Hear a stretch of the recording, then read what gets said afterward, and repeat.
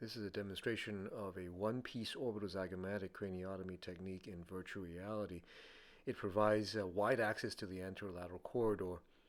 One-piece technique for the orbitozygomatic craniotomy involves 6 cuts, and the mnemonic to remember these cuts is 3, 2, 1.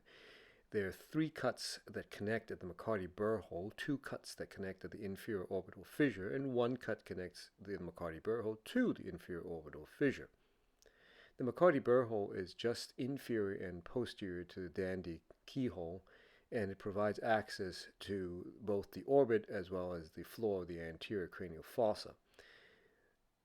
From the cranial portion of the MACCARTY-BURR hole, the usual cuts are made across the sphenoid wing to the temporal floor, and again superiorly towards the front, stopping just lateral to the supraorbital notch.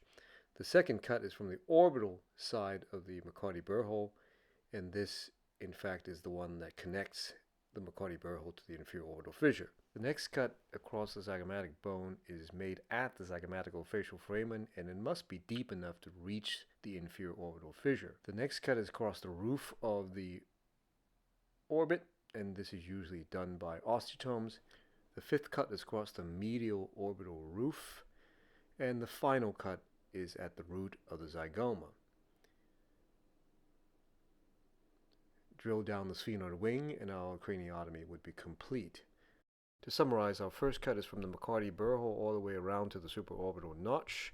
The next cut is from the MACCARTY-BURR hole down to the IOF. You got to cut across the root of the zygoma and the anterior portion of the zygoma to reach the IOF, and then cuts across the orbital roof. That is your one-piece 6-cut orbitozygomatic craniotomy, and don't forget you have to drill down the sphenoid wing all the way to the superior orbital fissure to complete the cranial opening. And with that you have wide access to the anterolateral corridor, reaching the cavernous sinus, the optical carotid window, etc.